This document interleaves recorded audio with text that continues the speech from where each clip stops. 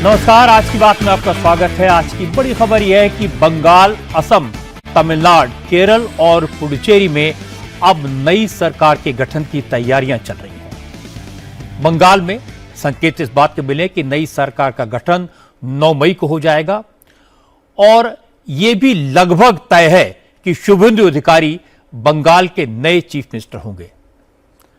लेकिन आज ममता बनर्जी ने खच्चर फंसा दिया, कहा कि वो गवर्नर के पास इस्तीफा देने नहीं जाएंगी।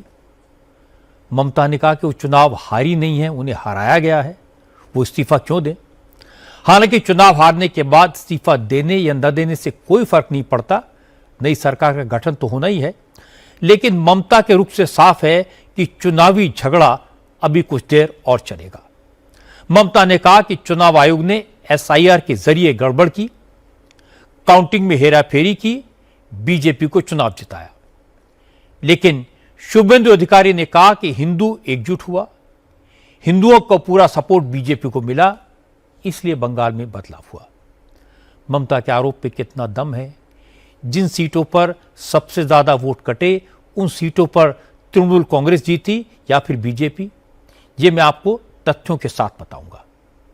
क्या बंगाल और असम में बीजेपी की जीत हिंदू वोटों के पोलराइज होने के कारण हुई? क्या बंगाल में हिंदू एकजुट रहा और मुस्लिम वोट बट गया, जिसके कारण ममता बुरी तरह हारी? असम में बदरुद्दीन अजमल ने कांग्रेस को मुस्लिम लीग क्यों कह दिया? चुनाव के नतीजों को एक बार फिर एनालाइज करेंगे और मैं आपको यह भी बताऊंगा कि तमिलनाडु के नए थलापति विजय सरकार बनाने के लिए 2 हफ्ते का वक्त क्यों चाहते हैं। तो शुरुआत करते हैं बंगाल से। पश्चिम बंगाल को गुरुदेव रविन्द्रनाथ टैगोर की जयंती पर 9 मई को बीजेपी की नई सरकार मिलेगी। शुभेंदु अधिकारी 9 मई को बंगाल के नए मुख्यमंत्री के रूप में शपथ ले सकते हैं, इसकी पूरी संभावना है। हालांकि न तो सरकार के गठन की तारीख का औपचारिक ऐलान हुआ है, न ही शुभेंदु बनर्जी के नाम का। लेकिन आपको याद होगा, कल प्रधानमंत्री नरेंद्र मोदी ने कहा था कि इस बार गुरुदेव की जयंती ज्यादा धूमधाम से मनाई जाएगी। इसलिए यह माना जा रहा है कि 9 मई को ही बंगाल में शपथ ग्रहण की धूमधाम होगी। बीजेपी ने बंगाल के विधायक दल की बैठक 8 मई को कोलकाता में बुलाई है, जिसमें अमित शाह, सेंट्रल ऑब्जर्वर और ओडिशा के चीफ मिनिस्टर मोहन चरण मांझी को ऑब्जर्वर के तौर पर मौजूद रहेंगे। इस मीटिंग में विधायक दल के नेता के तौर पर शुभेंदु अधिकारी नाम पर मोहर लगने की पूरी संभावना है। आज शुभेंदु अधिकारी कोलकाता में बीजेपी ऑफिस पहुंचे तो जय श्री राम और मुख्यमंत्री जिंदाबाद के नारे लगे। बिहार के नवनिर्वाचित विधायकों ने माला पहनाकर शुभेंदु अधिकारी का स्वागत किया। यहां बंगाल बीजेपी के नेताओं की मीटिंग हुई।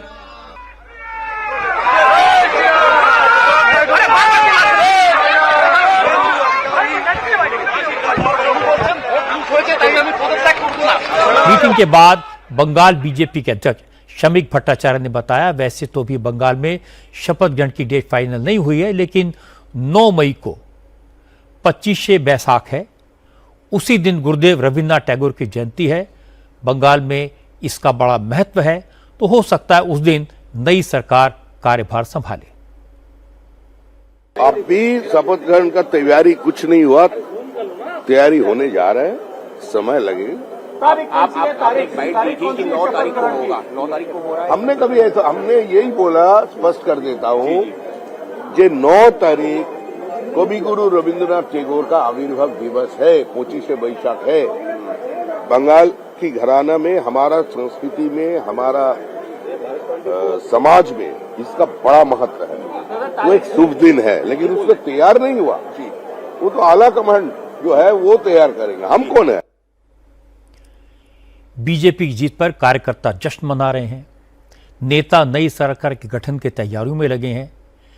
लेकिन उत्साह इतना ज्यादा है कि कोलकाता में बंगाल सरकार के सेक्रेटेरिएट में बीजेपी के कार्यकर्ताओं ने बीजेपी का झंडा फहरा दिया। शमीक भट्टाचार्य ने बताया कि अफसरों को निर्देश दिया गया है कि वो सेक्रेटेरिएट और दूसरे सरकारी दफ्तरों में किसी व्यक्ति को घुसने न दें।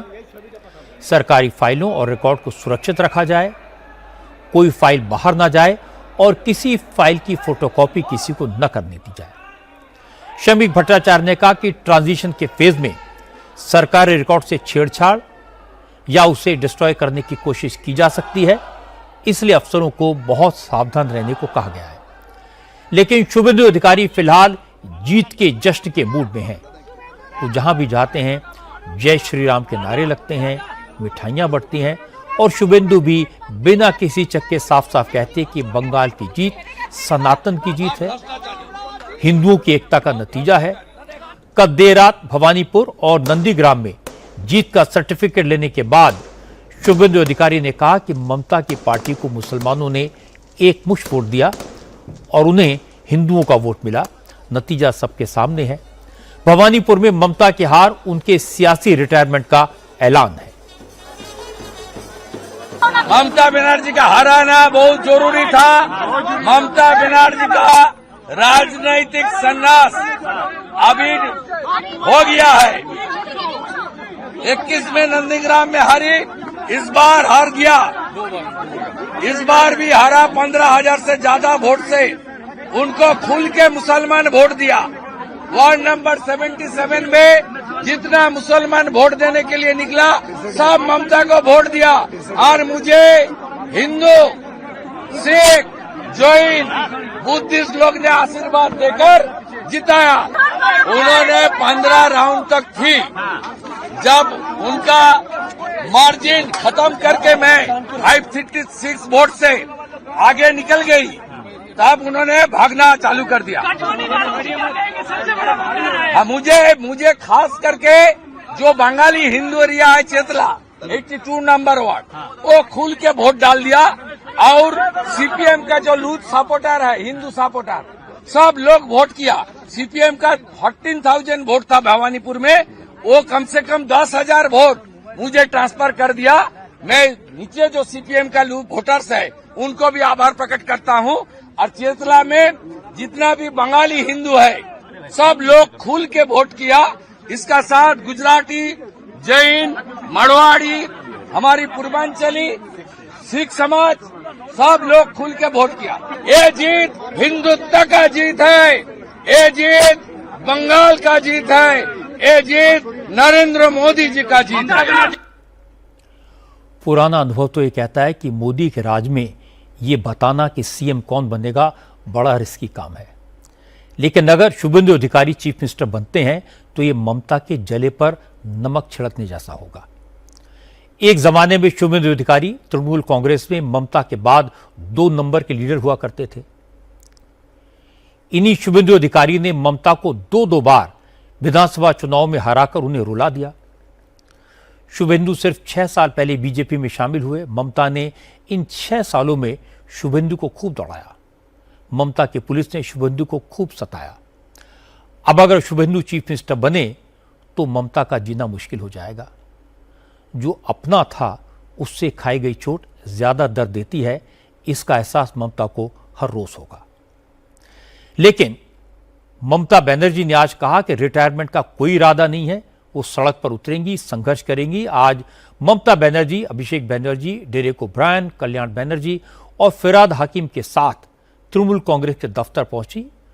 उन्होंने मीडिया से कहा कि वो इस्तीफा देने राजभवन नहीं जाएंगी क्योंकि वो हारी नहीं है, उन्हें हराया गया है। बीजेपी ने चुनाव आयोग की मदद से बंगाल के जनादेश पर डाका डाला है। ममता ने कहा कि चुनाव आयोग और सेंट्रल फोर्सेस के साथ मिलकर बीजेपी ने 100 सीटों पर डाका डाला। ममता ने आरोप लगाया कि भवानीपुर सीट पर भी उन्हें बेईमानी करके हराया गया। चुनाव आयोग के अधिकारियों ने उनसे बदसलूकी की। तृणमूल कांग्रेस के काउंटिंग एजेंट को काउंटिंग सेंटर से भगाया गया, इसलिए वो इस नतीजों को नहीं मानती। हमारा फाइट है इलेक्शन कमीशन का साथ, और अगर इलेक्शन कमीशन बेच जाए, अगर जुडिशियरी से कोई जस्टिस ना मिले, अगर इतना लोगों को लॉजिस्टिकल नाम पे निकाल दिया जाए, वन साइडेड इलेक्शन ऑफिसर लोग काम करे, स्विच ऑफ कर दे, ईवीएम मशीन कैप्चर करे, they were threatening inside. I have seen they were threatening the RO in presence of me. Then they धक्का मार के हमको उधर से निकाल दिया। हमारा इलेक्शन एजेंट को इतना मारा, काउंटिंग एजेंट को, सबको मारा, लेकिन कंप्लेन किसको करेंगे? वो तो पूरा परचेज है ना, सेलेबल कमोडिटीज। यही हुआ बंगाल में।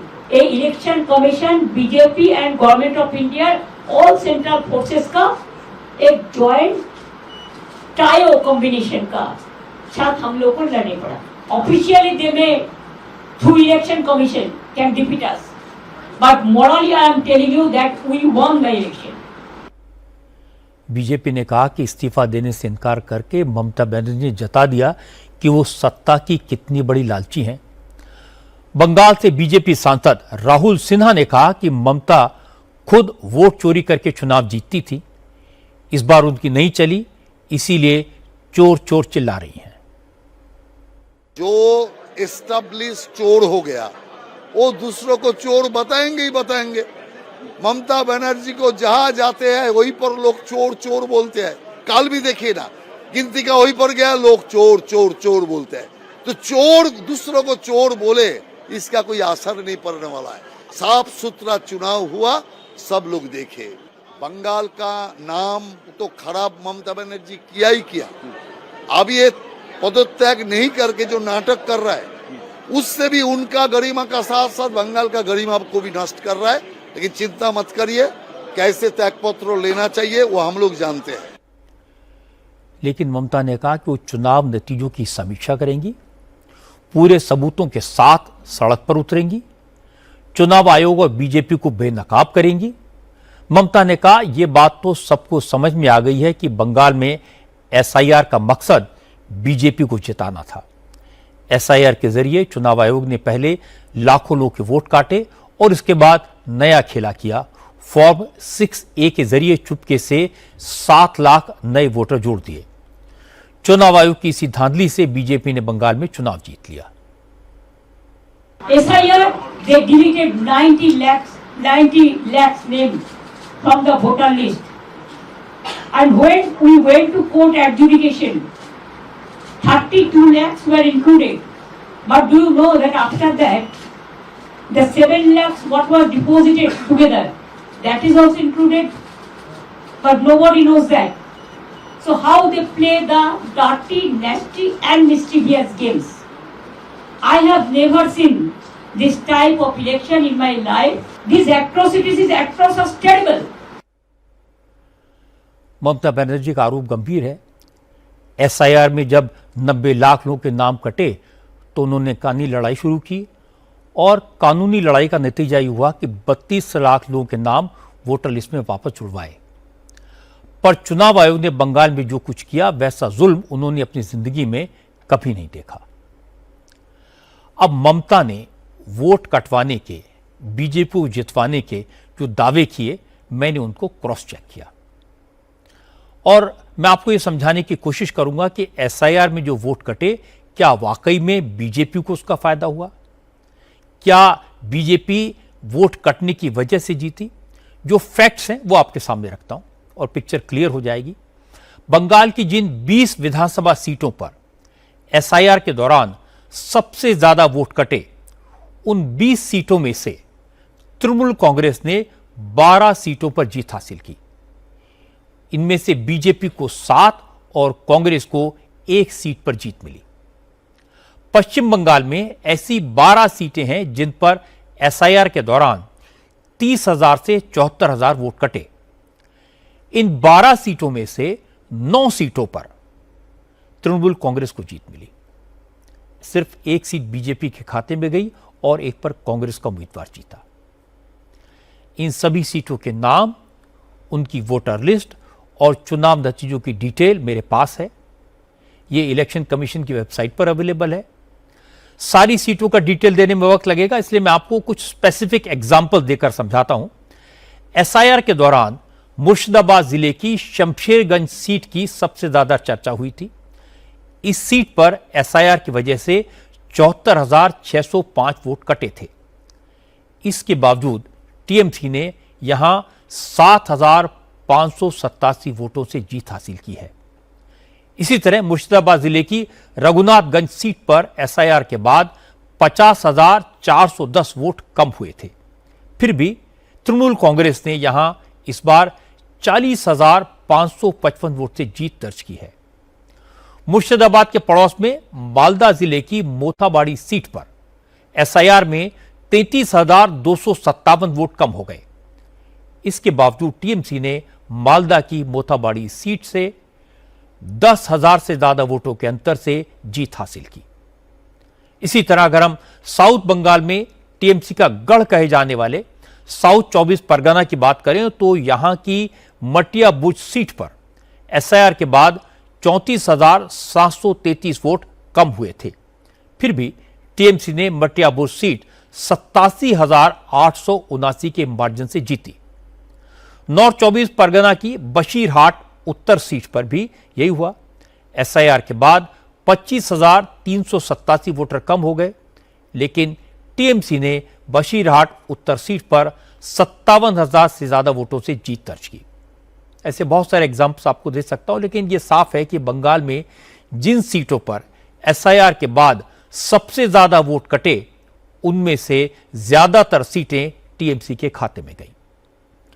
इसीलिए जब ममता बनर्जी ने अपनी हार के लिए चुनाव में धांधली और एसआईआर को जिम्मेदार ठहराया तो असदुद्दीन ओवैसी ने पूछा कि इसका सबूत कहां है। ओवैसी ने कहा, हकीकत यह है कि ममता बनर्जी दिखावे के लिए एसआईआर का विरोध करती रही। उन्होंने लोगों का वोट बचाने के लिए ग्राउंड पर कोई काम नहीं किया। इसका नतीजा चुनाव में दिखा। ओवैसी ने कहा, अब शोर मचाने से कुछ नहीं होगा। तृणमूल कांग्रेस जैसी पार्टियां बीजेपी का डर दिखाकर मुसलमानों के वोट ले लेती हैं, फिर भी बीजेपी को हरा नहीं पाती। अब वो बताए, आप लोगों को प्रूफ करें कहां धांधली हुई, उनको वो बता सकते हैं, क्योंकि वो तो 15 साल से सीएम रही हैं। अब वो आप लोगों को बताए क्या क्या हुआ क्या नहीं हुआ। मेरा मानना यह है कि एक वजह एसआईआर भी थी, मगर ममता बनर्जी 15 साल से सरकार में थी और वो देख रही थी कि बिहार में एसआईआर का क्या हुआ, तो उनकी पार्टी ने, उनकी सरकार ने जितने नाम कटे गए उनको हेल्प क्यों नहीं किया आपने? आप सुप्रीम कोर्ट चले गए, एक सिंबोलिज्म था वो। हैदराबाद में हम लोगों ने, आप देख रहे हैं हमारे ऑफिस में कितने लोगों को हम हेल्प कर रहे हैं। यहां पर आप तो सत्ता में थे ना, आप तो कर सकते थे। आप कोर्ट को गए, ठीक है, ड्राफ्ट लिस्ट से पहले आप क्या क्या नहीं करना था, चाहिए था आपको।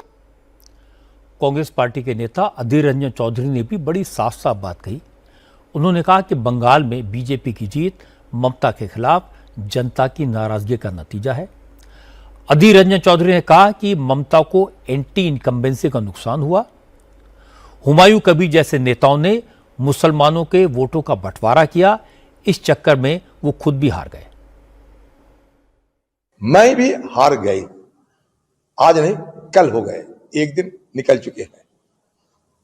बंगाल में सैफ्रॉन साइक्लोन मतलब गिरुआ जो लहर पैदा हुई थी, और इसके साथ साथ मैं एक बात और जोड़ना चाहिए, हिंदुत्व की जो लहर, जिस हिंदुत्व को बीजेपी पार्टी सारे हिंदुस्तान में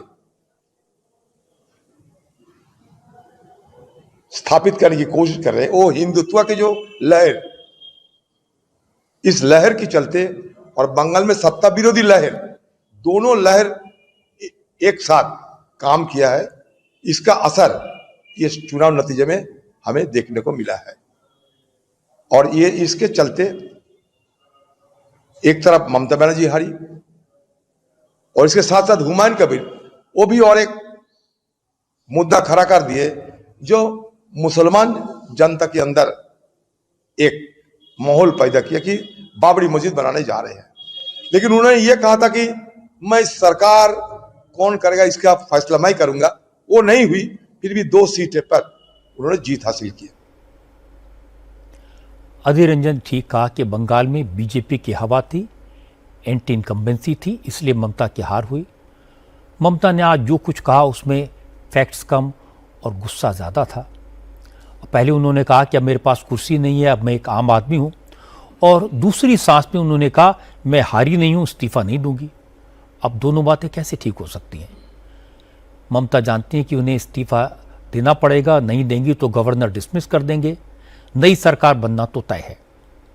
ममता ने आरोप लगाया कि इलेक्शन कमीशन ने एसआईआर में वोट कटवा कर उन्हें हरवाया। मैंने आपको उन 20 सीटों के नतीजे दिखाए जहां पर एसआईआर में सबसे ज्यादा वोट कटे थे। इनमें से ममता ने 12 सीटें जीती। तो कोई कैसे कह सकता है कि एसआईआर के कारण ममता की हार हुई? बाकी सीटों पर भी आपको कमोबेश इसी तरह की स्टोरी मिलेगी। इसलिए मैं कहता हूं कि इलेक्शन कमीशन को दोषी ठहराने से पहले यह भी देखना चाहिए कि इस बार बंगाल में रिकॉर्ड 93% वोटिंग हुई। इसका मतलब चुनाव आयोग ने किसी को वोट देने से नहीं रोका। दोनों तरफ के लोगों ने भर भर के वोट दिए। इसलिए इधर उधर की बात करने के बजाय थोड़ा आत्मचिंतन करना चाहिए और हार को डिग्निटी के साथ स्वीकार करना चाहिए। अब मैं आपको बताता हूं कि उन 5 राज्यों में जहां चुनाव के नतीजे आए हैं उनका आफ्टर इफेक्ट क्या हो रहा है। बंगाल, असम और तमिलनाडु के चुनाव नतीजों ने इंडिया अलायंस को फिर से जिंदा कर दिया है। ममता बनर्जी पहले दावा करती थी कि मोदी का मुकाबला सिर्फ वही कर सकती हैं। तृणमूल कांग्रेस के नेता उन्हें एंटी मोदी मोर्चे का लीडर बनाने की मांग कर रहे थे, लेकिन आज ममता के सुर बदले। उन्होंने कहा कि चुनाव नतीजे आने के बाद उन्हें सोनिया गांधी और राहुल गांधी से लेकर उद्धव ठाकरे और केजरीवाल तक विपक्ष के सभी नेताओं के फोन आए। अब वो भी इंडिया अलायंस को मजबूत करेंगी, पूरे देश में घूमकर बीजेपी के खिलाफ मुहिम चलाएंगी। I am grateful to all my India team's leaders. Sonia ji rang up me, Rahul Gandhi rang up me, Arvind Kejriwal, Uddhav Thackeray, Akhilesh Yadav, Tejaswi, Hemant Soren Yadav, Jharkhand Chief Minister, all the allies of United India Alliance, Indian Alliance. They said we are totally, absolutely with you. I think our solidarity will be united and strong for the next days. Akhilesh requested me to come today itself, but I said you come better tomorrow. So he's coming tomorrow, and one by one everybody will come. And then I told you that my target is very clear. I will strengthen the India team just like a small person. And now I don't have any chair, so I am a commoner. I said, I am a candidate. You are not allowing me. You are not allowing our candidate, our agent. So it is going on one-sided. Then written I complained to RO that it should be stop counting right now unless the restoration is over. Restoration normal C is restored. Then Randhir came. I told Randhir, the DO. I know he gave a message to somebody before 15 days ago. ये चुनाव counting में खेल होगा. That I am having with me. I told him, can you do like this? Even nobody is from our side. My official agents are not allowed. I am not allowed. I went inside for few minutes. They kicked me in my belly. They kicked me in my backside. And they abused, physically manhandled, assaulted. And you cannot imagine what happened because that time CCTV was off. Mamata Banerjee ने अंग्रेजी में जो कुछ कहा उसका मतलब यह है कि कल नतीजे आने के बाद सोनिया और राहुल से लेकर अखिलेश यादव, तेजस्वी यादव और हेमंत सोरेन तक तमाम विपक्षी नेताओं ने उनको फोन किया। अब वो विपक्षी अलायंस को मजबूत करने के लिए काम करेंगी। उनके पास बहुत टाइम है। मुश्किल वक्त में विपक्ष के सारे नेता ममता के साथ खड़े हैं। शरद पवार की बेटी एनसीपी के सांसद सुप्रिया सुले ने कहा कि सियासत में हार जीत तो चलती रहती है, ममता बनर्जी फाइटर हैं, इस हार से उबरकर फिर जीत के शिखर पर पहुंचेंगी। मेरे ख्याल से दीदी इस सबका स्टडी करे। हमारी सबकी तृणमूल कांग्रेस डीएमके से हमारी बात हुई कल रात को। 1-2 दिन में वो पूरा डेटा आप सबके शेयर करेंगे। अरे हार जीत तो सबके लाइफ में होती है। एक आध सिनेमा फ्लॉप हो गया तो एक्टर घर में थोड़ी बैठता है। मुझे बताइए, रणबीर सिंह ये 2 साल पहले जब तक धुरंधर नहीं आई थी आप पीछे भाग रहे थे, हो गया ना एक धुरंधर। वैसा ही होता है लाइफ में, हार जीत तो होती है। सुप्रिया सुले ने व्यावहारिक बात की, प्रैक्टिकल बात की, चुनाव नतीजों पर कमेंट नहीं किया, लेकिन ममता को सपोर्ट किया। लेकिन राहुल गांधी, अखिलेश यादव और तेजस्वी यादव से लेकर अरविंद केजरीवाल और उद्धव ठाकरे शिवसेना तक तमाम विपक्षी दलों ने लगभग वही आरोप लगाए जो ममता ने इलेक्शन कमीशन पर लगाए।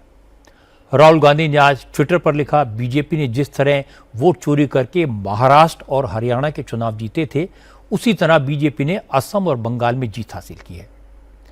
लेकिन मजे की बात यह कि वोटिंग से पहले राहुल गांधी बंगाल के लोगों को समझा रहे थे कि ममता ने तुष्टीकरण किया, करप्शन किया, ममता ने ही बंगाल में बीजेपी के लिए रास्ता खोला, इसलिए ममता पर भरोसा न करें, बीजेपी उनकी वजह से जीतती है। बंगाल में बीजेपी की सरकार कभी नहीं आनी चाहिए, मगर आपके जो चीफ मिनिस्टर हैं ममता बनर्जी, वो बीजेपी के लिए बंगाल में रास्ता खोल रही है। यह सच्चाई है और इस सच्चाई को कोई नहीं नकार सकता। राहुल चुनाव के दौरान ममता के खिलाफ वोट डालने की अपील कर रहे थे, कह रहे थे कि बीजेपी उनकी सरकार उनकी वजह से बनेगी। आज संजय राउत ने कहा कि यह बात सही है कि चुनाव आयोग ने ममता को हराया, लेकिन ममता बनर्जी अगर चुनाव से पहले राहुल गांधी से बात कर लेती तो चुनाव नतीजा कुछ और होता।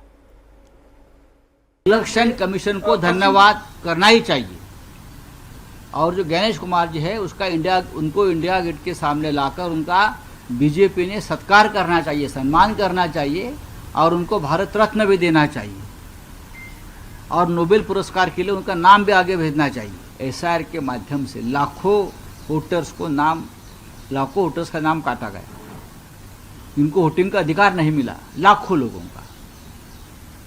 ममता बनर्जी का डिफरेंस कितना है? 11 लाख का है, और लगभग 90 लाख वोट काटे गए, क्योंकि उनको किसी भी हालत में ममता जी को हराना ही था। सबसे ज़्यादा ये जो है एंटी कैपेसिटी तो मोदी जी के खिलाफ चल रही थी, चलनी चाहिए, गुजरात के मुख्यमंत्री के खिलाफ चलनी चाहिए, महाराष्ट्र में चलनी चाहिए। लेकिन जहां अपोजिशन की सरकारें हैं वहां हवा विरोधी चल रही है, सरकार उब चुकी, जनता उब चुकी है, तो आपसे क्यों नहीं उब जाती भाई? क्या करते हो आप लोग? छोड़ दीजिए। चुनाव चोरी किया गया, डेफिनेटली राहुल गांधी बार बार बोल रही थी ममता दीदी का ये बहुत बड़ा अपराध है, राहुल गांधी की बात मानिए नहीं। अगर राहुल गांधी जी के साथ ममता दीदी बैठती, चर्चा करती, तो कुछ नतीजा और भी आ जाते। लेकिन राहुल गांधी के रवैये पर उमर अब्दुल्ला ने सवाल उठाए। उमर अब्दुल्ला ने कहा कि आज राहुल गांधी ममता बनर्जी के सपोर्ट में है, तो फिर कांग्रेस बंगाल में ममता के खिलाफ चुनाव क्यों लड़ी? No new message. We've heard this message before also. That we need to decide what is the India bloc for. Is it only for parliament, or is it for state elections also? Because if it's for state elections, then what happened in West Bengal is unfortunate. The Congress and the TMC fought against each other. It's okay. Now the Congress agrees with Mamata Banerjee that 100 seats were stolen. But the fact is that the Congress and the TMC fought this election against each other. So what India bloc then? So that's why I said we need to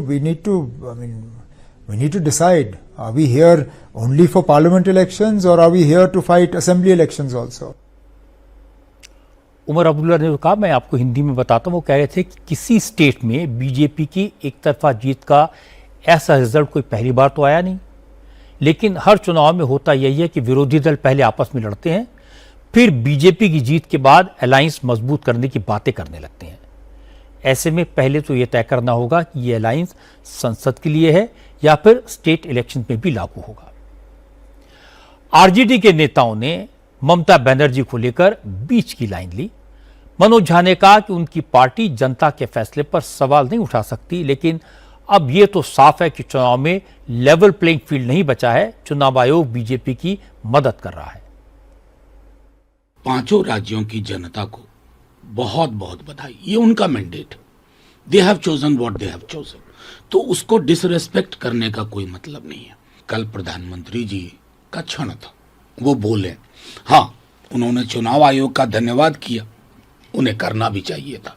सबसे ज्यादा धन्यवाद के पात्र तो वही हैं, बाकी सब पात्र कुपात्र की श्रेणी में चले गए। अनइवन फील्ड है ये। अब भारतीय चुनाव लेवल प्लेइंग फील्ड नहीं है। एक तरफ सत्ता, सारे साधन, संसाधन, सारी संस्थाएं, और दूसरी तरफ विपक्ष, टू वर्सा, सत्ता नहीं, संसाधन नहीं। तो ये गैर बराबरी की लड़ाई है। अब इस गैर बराबरी की लड़ाई में अगर इंस्टीट्यूशनल कॉम्प्रोमाइज के उदाहरण आपको एक ढूंढो 100 मिलने लगे तो असंभव नहीं कि विपक्ष को नागरिक समाज के साथ मिलकर के कुछ ठोस विकल्प सोचना होगा। थोड़े दिन पहले राहुल गांधी ने मोदी की ताकत बढ़ाने के लिए ममता को जिम्मेदार ठहराया था। ममता ने भी एकला चलो का नारा लगाया था। राहुल ने टीवीके के विजय के साथ जाने का ऑफर ठुकराया था। केजरीवाल ने कांग्रेस पर बीजेपी की बी टीम होने का इल्जाम लगाया था। लेकिन आज ऐसा लगा कि ममता की हार ने राहुल गांधी, अखिलेश यादव, अरविंद केजरीवाल सबको डरा दिया है। अगर मोदी ममता को हरा सकते हैं तो बाकी किसी की क्या बिसात है। अब सबको लगता है कि इनमें से कोई अकेले मोदी का मुकाबला नहीं कर सकता, इसलिए सबको साथ साथ चलना पड़ेगा। लेकिन ये ख्याली पुलाव है। पंजाब में केजरीवाल कांग्रेस से लड़ेंगे, तमिलनाडु में राहुल डीएमके का साथ छोड़कर विजय के साथ चलेंगे। सब अपनी अपनी कन्वीनियंस देखेंगे तो फिर हम साथ साथ हैं का क्या होगा। अब असम की बात करते हैं। असम में भी बीजेपी की 2/3 से ज्यादा बहुमत से सरकार बनने वाली है। 126 सदस्यों वाली असम विधानसभा में एनडीए को 102 सीटें मिली। हिमंता बिस्वा शर्मा ही एक बार फिर मुख्यमंत्री बनेंगे, ये लगभग तय है। जेपी नड्डा और हरियाणा के मुख्यमंत्री नायब सैनी सेंट्रल ऑब्जर्वर्स के तौर पर गुवाहाटी जाएंगे। विधायक दल की मीटिंग होगी और हिमंता को विधायक दल का नेता चुनने की औपचारिकता पूरी की जाएगी। कांग्रेस ने भी हार स्वीकार कर ली है। कांग्रेस को असम में सिर्फ 19 सीटें मिली। कांग्रेस को ऐसी बुरी हार की उम्मीद नहीं थी। गौरव गोगोई ने कहा उनकी लीडरशिप में चुनाव लड़ा गया था, इसलिए हार की जिम्मेदारी भी उन्हीं की है। हालांकि गौरव गोगोई ने ममता बनर्जी की तरह चुनाव आयोग पर इल्जाम नहीं लगाए। उन्होंने कहा कि चुनाव आयोग को लेकर कुछ शिकायतें हैं, लेकिन अब शिकायत करने से क्या फायदा। वो सभी विधायकों और नेताओं को बुलाकर हार के कारणों पर मंथन करेंगे। कुछ दिन बाद हम अपने सारे कैंडिडेट्स और विनिंग कैंडिडेट्स को गुवाहाटी में बुलाएंगे। उनके साथ हमारी बैठक होगी। किस प्रकार से चुनाव में उन्होंने क्या देखा, प्रशासन, EVM, returning officer, SR, model code of conduct, पूरे जो चुनाव की जो प्रक्रिया है, नियम है, क्या वास्तव रूप से पालन हुए। हमने जो शिकायत की, किसी शिकायत पे कुछ प्रशासन ने या चुनाव आयोग ने काम किया, सभी विषयों पर उनके साथ बात होकर मंथन जरूर होगा। गौरव गोगोई कह रहे हैं कि हार के कारणों की समीक्षा करेंगे, लेकिन हिमंता बिस्वा शर्मा ने आज ही बता दिया कि कांग्रेस की इतनी बुरी हालत क्यों हुई। हिमंता ने कहा कि कांग्रेस बांग्लादेशी मुसलमानों की पार्टी बनकर रह गई है। असम की जनता को ये बात समझ में आ गई, इसलिए कांग्रेस की लुटिया डूबी। हमेशा से 2016 से ही कांग्रेस एक प्रकार से बांग्लादेश से आए हुए मुसलमानों का पार्टी बन चुके थे, लेकिन वो समय डिलिमिटेशन नहीं था, तो मुसलमान सीट से ही, बांग्लादेशी मुसलमान बहुल सीट से ही शेड्यूल ट्राइब का कुछ हिंदू सहरा जीतते थे। इस बार डिलिमिटेशन का बाद रिजर्वेशन का फॉर्मूला चेंज हुए, रिजर्वेशन हट गया और वो सीटों में बांग्लादेशी मुसलमान जो एक कम्युनिटी है उनसे विधायक जीत के आया। लेकिन असम में कांग्रेस का आइडेंटिटी ही मोर और लेस एक बांग्लादेश से आए हुए मुसलमान लोगों का एक पार्टी है, ऐसा ही आइडेंटिटी वो लोग 2016 से बना के रखा है। राहुल गांधी कह रहे हैं कि डिलिमिटेशन की वजह से 22 सीटों पे सिमट गए मुसलमान और आप लोग जीत गए। मतलब उनका मन में और कितना सीट देना था मुसलमानों का? वो लोग तो खुश है मुसलमान लोग कि हमें 22 सीट मिले। और असम में मान ही नहीं, कह रहे चोरी की है। केरला में क्या हुआ? अगर वो बोलते हैं हम लोग चोरी किया बंगाल और असम में, तो मैं बोलूंगा आप केरला में चोरी की। हिमंता ने तो कांग्रेस को बांग्लादेशी मुसलमानों की पार्टी कहा, लेकिन AIUDF के चीफ बदरुद्दीन अजमल ने कांग्रेस को मुस्लिम लीग करार दे दिया। देखो, दूसरे के लिए जो कुआं खोदता है, दूसरे के लिए जो कुआं खोदता है उनके सामने कुआं है। कांग्रेस ने UDF को शेष करने के लिए कुआं खोदा, उसी में खुद कांग्रेस को गिर गया और कांग्रेस खत्म हो गया सबसे। कांग्रेस मुस्लिम लीग हो गया, इसका हमको दुख है। दोनों को सब हार गया, बहुत बहुत मुबारक। बदरुद्दीन अजमल कांग्रेस को मुस्लिम लीग क्यों कह रहे हैं, इतने नाराज क्यों हैं, यह भी समझने की जरूरत है। कांग्रेस इस बार अजमल के उम्मीदवारों के सामने अपने मुस्लिम उम्मीदवार उतारे थे, जिसके कारण AIUDF के विधायकों की संख्या 16 से घटकर 2 रह गई। असम के मुसलमानों को लगा कि कांग्रेस बीजेपी को हरा सकती है, इसलिए मुसलमानों का एक मुश्त वोट कांग्रेस को मिला। कांग्रेस को बदरुद्दीन ने मुस्लिम लीग इससे बताया क्योंकि असम में कांग्रेस के कुल 19 उम्मीदवार जीते हैं और इन 19 में से 18 मुसलमान हैं। कांग्रेस ने 18 मुसलमानों को टिकट दिया था, सब के सब जीत गए। 81 हिंदुओं को टिकट दिया था, उनमें से सिर्फ एक जीत पाया। असम में कुल 22 मुस्लिम उम्मीदवार जीतकर आए हैं, इनमें से 18 कांग्रेस के और 2 विधायक बदरुद्दीन अजमल की पार्टी AIUDF के हैं, 2 अन्य पार्टियों के हैं। NDA को कुल 102 सीटें मिली है। NDA के सारे विधायक हिंदू हैं। यही हाल दूसरे राज्यों का भी है। पश्चिम बंगाल में कांग्रेस के कुल 2 विधायक जीते और दोनों ही मुस्लिम हैं। फरक्का से मोताब शेख और रानीनगर से जुल्फिकार अली ने कांग्रेस के टिकट पर जीत हासिल की। ममता बनर्जी ने 45 मुस्लिम उम्मीदवार उतारे थे, इनमें से 31 जीत गए। बंगाल में इस बार 36 मुस्लिम विधायक जीते हैं, इनमें से 31 MLA तृणमूल कांग्रेस के हैं, 2 कांग्रेस के और 2 जगह से हुमायूं कबीर जीते हैं। केरल में कांग्रेस ने 63 सीटें जीती हैं, इनमें से 8 विधायक मुस्लिम हैं। केरल में कांग्रेस के मुस्लिम विधायकों की संख्या कम है।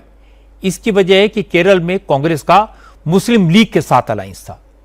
मुस्लिम डोमिनेटेड इलाकों में मुस्लिम लीग ने चुनाव लड़ा और उसने 22 सीटें जीती और सभी 22 मुस्लिम विधायक हैं। इसलिए बदरुद्दीन अजमल ने कांग्रेस को मुस्लिम लीग करार दिया। हिमंता बिस्वा शर्मा और शुभेंदु अधिकारी हिंदुओं से वोट मांगने और हिंदू वोटों को एकजुट होने का नारा देने में जरा भी नहीं कतराए। उन्हें मालूम है कि मुस्लिम मतदाता ऐसे उम्मीदवारों को वोट देते हैं जो बीजेपी को हरा सके। मुस्लिम वोटर्स की इस मंशा का फायदा बंगाल में ममता बनर्जी को मिला, असम और केरल में कांग्रेस को मिला। तृणमूल और कांग्रेस के ज्यादातर वोटर मुस्लिम निकले। ये बात असदुद्दीन ओवैसी को सबसे ज्यादा चुभती है। वो मुसलमानों से कहते हैं कि ममता हो या राहुल, ये तुम्हारा फायदा उठाते हैं, तुम्हारे लिए कुछ नहीं करते। लेकिन मोटी बात है कि पिछले 12 साल में नरेंद्र मोदी ने मुस्लिम अपीजमेंट को लगभग खत्म कर दिया है और बंगाल और असम में हिंदू कंसोलिडेशन देखने को मिला। यह देश की राजनीति में एक बड़ा बदलाव है। बंगाल और असम में जो हुआ, जिस तरह हिंदुओं का वोट पोलराइज हुआ, उसका असर उत्तर प्रदेश में दिख रहा है। आज गोरखपुर में योगी आदित्यनाथ ने कहा कि बंगाल के लोगों ने बता दिया, देश में जो भी सनातन का अपमान करेगा उसका सूपड़ा साफ हो जाएगा। अच्छी सरकार जब आती है तो परिणाम भी लाद के लेके आती है। देखो ना, बंगाल में वहां की जनता ने कैसा जवाब दिया, वहां TMC को एकदम सूपड़ा साफ कर दिया। जो भी जनता की उपेक्षा करेगा, विकास के नाम पर आने वाले पैसे पे डकैती डालेगा, गुंडों को प्रश्रय देगा, भारत की धरती पर सनातन का अपमान करेगा, उसका सुपड़ा साफ होना तय है, उसको कोई रोक नहीं सकता है। और बंगाल की जनता ने यह करके दिखाया है। मैं बंगाल की जनता का भी इस अवसर पर अभिनंदन करता हूं कि उन्होंने प्रधानमंत्री मोदी जी के मार्गदर्शन, उनके नेतृत्व पर विश्वास किया है। अब बंगाल सोनार बांग्ला बनेगा। बंगाल और असम के चुनाव के नतीजों की आवाज अखिलेश यादव के कानों को भी परेशान कर रही है। आज अखिलेश ने थोड़ी लाइन बदली। अखिलेश आज हनुमान भक्त के रूप में नजर आए। क्योंकि आज बड़ा मंगल है, इसलिए अखिलेश ने ट्विटर पर हनुमान जी का फोटो पोस्ट किया और हनुमान चालीसा के दोहे लिखे। सब सुख रहें तुम्हारी सरना, तुम रक्षक काहू को डरना। संकट से हनुमान छुड़ावें, मना कर्म वचन ध्यान जो लावें। समाजवादी पार्टी के दफ्तर में आज हनुमान जी की विशेष पूजा भी हुई और इसके बाद पार्टी के ट्विटर हैंडल से यूपी के लोगों को बड़े मंगल की शुभकामनाएं दी गई। यानी अब समाजवादी पार्टी को भी हिंदुओं की भावनाओं की फिक्र होने लगी है। लेकिन यूपी के deputy chief minister Keshav Prasad Maurya ने कहा अखिलेश यादव बंगाल के नतीजों से घबरा गए हैं, डर गए हैं, इसलिए अब उन्हें बजरंग बली की भी याद आएगी, महिलाओं के आरक्षण की भी फिक्र होगी। लेकिन अब बहुत देर हो चुकी है। केशव प्रसाद मौर्य ने कहा कि बंगाल में जो हाल ममता का हुआ, यूपी में वही हाल अखिलेश का होगा। भारतीय जनता पार्टी का कमल खिलना यानी सुशासन का प्रतीक है, विकास का प्रतीक है, सुरक्षा का प्रतीक है, घुसपैठियों के खिलाफ कार्रवाई का एक संदेश है। और उसमें वो काला दिन देख रहे हैं, उसमें वह पराजय में स्वयं लगता है कि उनकी पराजय हुई है। उनकी पराजय इंतजार करें 2027 में होगी और ममता दीदी और तेजस्वी यादव जी से भी करारी पराजय होगी। लेकिन अभी जो वो बड़बोलापन दिखाते रहते हैं वो बड़बोलापन न दिखाएं और 2027 का इंतजार करें। उनको भी जनता सैफई भेजेगी, क्योंकि उत्तर प्रदेश में गुंडों का राज नहीं चाहिए, अपराधियों का राज नहीं चाहिए, माफियाओं का राज नहीं चाहिए। ये जरूर है श्री अखिलेश यादव जी के लिए काला दिन जो शुरू हुआ है वो 2027 में इससे भी काला काला दिन उनको दिखाई देगा। लेकिन अब उनका राजनीतिक भविष्य अंधकार में है। समाजवादी पार्टी की नैया डूब चुकी है। सैफई 27 से पहले जाएंगे तो अच्छा रहेगा, नहीं 27 के बाद तो जनता भेज ही देगी उनको। अब मैं आपको समाजवादी पार्टी का पक्ष सुनवा देता हूं। समाजवादी पार्टी के नेताओं का कहना है कि विरोधी दल मिलकर बीजेपी का मुकाबला करेंगे, लेकिन कामयाबी तभी मिल सकती है जब इंडिया अलायंस की लीडरशिप अखिलेश यादव को सौंपी जाए। रविदास मेहरोत्रा ने कहा कि बीजेपी हर जगह वोट को डिवाइड करके चुनाव जीत जाती है, लेकिन अखिलेश यादव इकलौते ऐसे नेता हैं जो बीजेपी विरोधी वोट को एकजुट रख सकते हैं। इंडिया गठबंधन जो है उसको मजबूत करना पड़ेगा और इंडिया गठबंधन की अगुवाई इस वक्त कमजोर हाथों में है। हम लोग ये चाहते हैं कि समाजवादी पार्टी के राष्ट्रीय अध्यक्ष माननीय अखिलेश यादव जी इंडिया गठबंधन की अगुवाई करें। अगर अखिलेश यादव जी की अगुवाई में चुनाव होगा तो निश्चित रूप से भारतीय जनता पार्टी की बहुत करारी हार होगी और इंडिया गठबंधन की सरकार बनेगी। पश्चिम बंगाल में हुमायूं कबीर ने भारतीय जनता पार्टी के कहने पर मुस्लिम वोटों के बंटवारे का रोल अदा किया और बड़े पैमाने पर मुस्लिम मतदाताओं के वोट बट गए आपस में, इसलिए भाजपा जीत गई। हम लोग यहाँ पर ये प्रयास करेंगे कि भाजपा विरोधी वोट में बंटवारा नहीं होने पाए। अखिलेश यादव यूपी में पीडीए का नारा बुलंद कर रहे हैं, लेकिन बंगाल और असम के चुनाव के नतीजे उनके लिए चेतावनी है। बीजेपी के लिए अगला मुकाबला उत्तर प्रदेश है, अगला मुकाम उत्तर प्रदेश है, इसलिए अखिलेश यादव को सोच समझ के एक एक कदम रखना पड़ेगा। आज की एक और बड़ी खबर तमिलनाडु से है। तमिलनाडु में सरकार बननी है, ये तो साफ है। टीवीके के चीफ जोसेफ विजय चंद्रशेखर मुख्यमंत्री बनेंगे, ये भी तय है।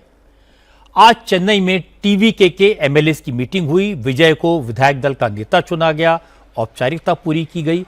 हो सकता है विजय कल गवर्नर से मिलकर सरकार बनाने का दावा पेश करें, लेकिन वो शपथ कब लेंगे, सरकार कब बनाएंगे, ये अभी तय नहीं है। विजय ने कहा उन्हें सरकार बनाने की कोई जल्दी नहीं है, वो बहुत सोच समझकर फैसला करेंगे कि बहुमत का आंकड़ा पार करने के लिए किससे सपोर्ट लेना है। असल में तमिलनाडु में विधानसभा में कुल 234 मेंबर हैं।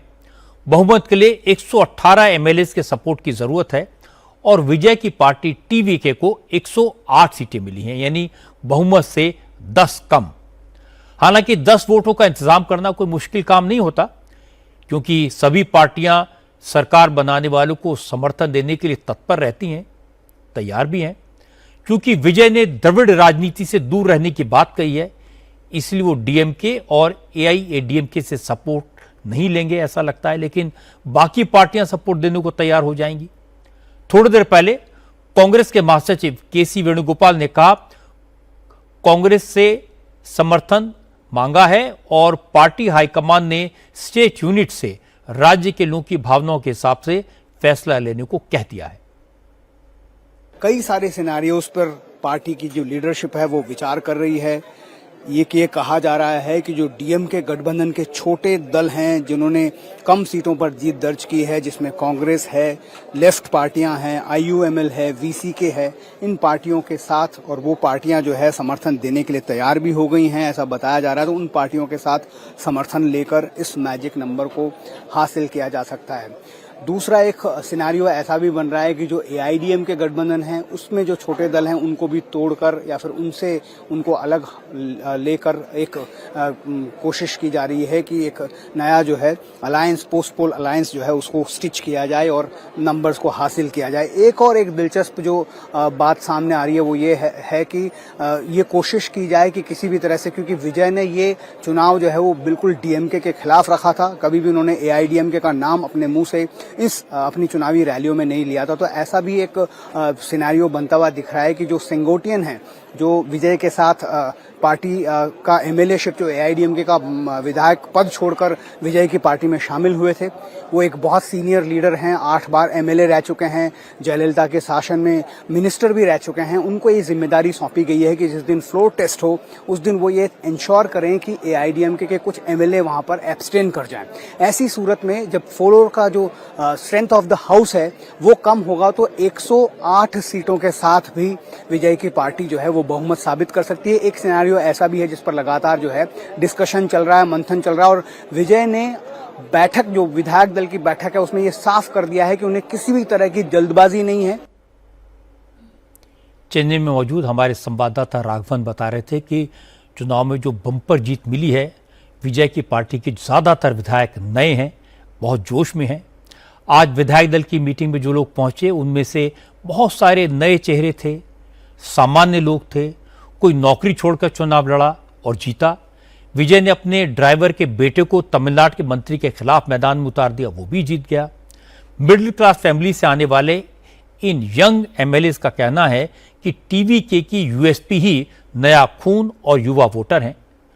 अब सारे नौजवान मिलकर तमिलनाडु को आगे बढ़ाएंगे। ये आके जनता का जीत है, ये आके सारी तमिलनाडु और विजय सर के लिए, और विजय सर आके ये तमिलनाडु में अच्छे काम करने के लिए जनता वोट दी है। ये आके ये आवाज जो है विजिल का आवाज है, ये आवाज जो है विजय का आवाज है, ये आवाज जो है गरीब का आवाज है। ये गरीब के लिए ये जनता आके वोट दिया है, वोट अच्छा करेगा बोल के बोलता हूँ। 100% था, विजय सर तो बोलते थे, और 67 और 77 डॉक्टर पुरस्ची तलेवर एमजीआर और आरिंगर अन्ना दे वो चेंज रूल आने वाला है तमिलनाडु में। वो तमिलनाडु के पीपल जो है ये गलत डीएमके को जनता तमिलनाडु से हटाना चाहती थी, वो बिल्कुल जनता विजिल को वोट देके हटा दिए, मैं देखता हूँ।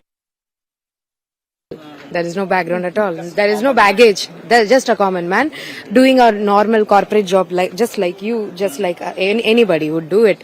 Monthly salary comes, but today he gave the opportunity to us, and we definitely gonna do change. So when he started a party, you know that everybody needed change in Tamil Nadu. There was no opponent. There was no opponent. So when he came, everybody saw him as, yes, this is the change we want. So he have done it, and people have trusted us, and definitely we'll be doing it. विजय की party की ये विधायक कह रही थी कि वो भी नौकरी कर रही थी, हर महीने सैलरी आती थी, लेकिन विजय ने मौका दिया और अब हम तमिलनाडु में बदलाव लाएंगे, चेंज लाएंगे। उनका कहना था कि तमिलनाडु के लोग राज्य में बदलाव लाना चाहते थे, लेकिन ऐसा कोई नेता नहीं था जो बदलाव ला सके। विजय आए तो लोगों में एक उम्मीद जगी और अब उसे पूरा करने में पूरी जान लगा देंगे। स्टालिन की हार इस बात का प्रमाण है कि लोग डीएमके की सरकार से बेहद नाराज थे। उन्होंने एक सुपरस्टार को मौका दिया जिसके पास ना कोई संगठन है, न राजनीतिक अनुभव। विजय ने कैंपेन शुरू किया तो स्टैम्पीड में लोग मारे गए। चुनाव के दौरान विजय की वाइफ ने उन पर क्रिमिनल केस फाइल कर दिया, आरोप लगाए। सेंसर बोर्ड ने विजय की वो फिल्म रोक दी जिस पर उनके कैंपेन का दारोमदार था, लेकिन सारी बातों का कोई फर्क नहीं पड़ा। विजय ने जिसे टिकट दिया जनता ने उसे जिता दिया, चाहे वो उनके ड्राइवर का बेटा था या फिर एक साधारण मिडिल क्लास फैमिली की सैलरीड महिला। इसी से पता चलता है कि तमिलनाडु की जनता बदलाव के लिए किस कदर बेताब थी। अब विजय को बदलाव वाली सरकार बनानी है, लेकिन 10 एमएलए भी चाहिए। किसका साथ लें, किसको छोड़ें, यह फैसला बहुत मुश्किल है। इसलिए उन्हें एक एक कदम फूंक फूंक कर रखना पड़ेगा। अगला चुनाव पंजाब में होना है और पंजाब में एक्टिविटी तेज हो गई है। पंजाब के मुख्यमंत्री भगवंत मान ने आज राष्ट्रपति द्रौपदी मुर्मू से मुलाकात करके शिकायत की। राघव चड्ढा समेत उन सभी 7 राज्यसभा सांसदों की मेंबरशिप खत्म करने की डिमांड की जिन्होंने बीजेपी ज्वाइन कर ली है। भगवंत मान ने कहा कि पंजाब में बीजेपी के सिर्फ 2 विधायक हैं और उसके 7 राज्यसभा सांसद हो जाएं, ये कैसे हो सकता है। भगवंत मान ने कहा इस तरह सांसदों की बगावत जनादेश का अपमान है, इसलिए इन एमपी के खिलाफ एक्शन होना चाहिए। राष्ट्रपति जी को मैंने बताया कि अभी पंजाब में लोकतंत्र का मजाक कैसे बना हुआ है। पंजाब में बीजेपी के 2 एमएलए हैं चुने हुए, 117 में से 2 हैं, एमएलए 2 हैं और अब राज्यसभा के एमपी 6 हो गए। कौन से संविधान में लिखा है? ये तो मजाक नहीं बन गया संविधान का। तो इनकी क्वालिफिकेशन, इनकी सदस्यता रद्द होनी चाहिए। इनको डिस्क्वालीफाई करके जो सीटें हैं 7, वो आम आदमी पार्टी को दोबारा भरने का मौका दिया जाना चाहिए। और अगर रिकॉल का प्रावधान नहीं है तो उसको लेके आओ, अमेंडमेंट लेके आओ। इससे पहले सैकड़ों अमेंडमेंट हो गई हैं संविधान में। तो मैंने राष्ट्रपति जी को ये बताया। राष्ट्रपति जी ने कहा कि मैं संविधान के स्पेशलिस्टों से बात करके आपको रिस्पॉन्ड बैक करूँ। आज ही राघव चड्ढा, संदीप पाठक समेत 4 सांसद भी राष्ट्रपति से मिले। राघव चड्ढा ने प्रेसिडेंट द्रौपदी मुर्मू से आम आदमी पार्टी की शिकायत की। उन्होंने कहा कि आम आदमी पार्टी छोड़ने वाले सांसदों के खिलाफ फर्जी मुकदमे दर्ज किए जा रहे हैं, रेड्स हो रही हैं, गिरफ्तारी की धमकी दी जा रही है, इसलिए राष्ट्रपति को इंटरवीन करना चाहिए। राघव चड्ढा ने कहा जिस तरह से उनके पीछे पंजाब पुलिस को लगाया गया, उससे साबित हो गया कि आम आदमी पार्टी सिर्फ कुछ लोगों के निजी फायदे के लिए काम कर रही है, उसे जनता से कोई लेना देना नहीं है। आम आदमी पार्टी जो पानी पी पी कर सुबह से शाम तक पूरी दुनिया पर बदले की राजनीति का आरोप लगाती आती है, वे आम आदमी पार्टी आज अपनी नाव को डूबता देख, वे सांसद जिन्होंने अपना रिश्ता नाता तोड़ लिया आम आदमी पार्टी से, उनके खिलाफ एक बहुत ही डेंजरस वेंडेटा पॉलिटिक्स कर रही है। सबसे बड़ी बात यह है कि जब तक हम आपके साथ थे, हम तमाम लोग बहुत अच्छे थे, बड़े संस्कारी थे, आज्ञाकारी थे, और जैसे ही आपका साथ हमने छोड़ा, हम सब लोग गलत हो गए, हम सब लोग भ्रष्टाचारी हो गए। इसीलिए मैंने कहा था कि आम आदमी पार्टी में एक टॉक्सिक वर्क कल्चर है और भ्रष्टाचार और कॉम्प्रोमाइज लोगों के हाथ में, भ्रष्टाचारी और कॉम्प्रोमाइज लोगों के हाथ में आम आदमी पार्टी पूरी तरीके से फंस कर रह चुकी है। आम आदमी पार्टी के पास एक राज्य में सरकार है और एक राज्य की पुलिस है। भारतीय जनता पार्टी के पास 21 राज्यों में सरकार है, 21 राज्यों की पुलिस है। आप जो एक गंदा खेल शुरू कर रहे हैं प्रतिशोध का, बदले का, वो कहां जाकर रुकेगा उसकी कल्पना भी आप नहीं कर सकते। मैं उन अधिकारियों को भी कहना चाहता हूं कि आप उनकी धमकियों से डरिए मत। आम आदमी पार्टी की पंजाब सरकार चंद महीनों की सरकार है, अब उनका बहुत जल्द पंजाब से सफाया होने जा रहा है। उसके बाद ये तमाम लोग शताब्दी में बैठकर दिल्ली पहुंच जाएंगे। राघव चड्ढा और संदीप पाठक के पीछे पुलिस लगाना तो ठीक नहीं है, लेकिन भगवंत मान की तकलीफ समझ में आती है। जिन लोगों को उन्होंने एमपी बनाया था वही उनकी नाक के नीचे से निकल गए और इससे भी बड़ी बात यह कि बीजेपी में शामिल हो गए। लेकिन सोचने वाली बात है कि उन्होंने ऐसे लोगों को राज्यसभा में क्यों भेजा जिनका न कोई पॉलिटिकल बैकग्राउंड था, न कोई कमिटमेंट था। पुरानी कहावत है, अब पछताए क्या होत जब चिड़िया चुग गई खेत। इसीलिए अब जब वो चले गए, उनके पीछे पुलिस लगाने से क्या फायदा। आज की बात में इतना ही। मेरे आपसे अगली मुलाकात कल रात 9 बजे होगी।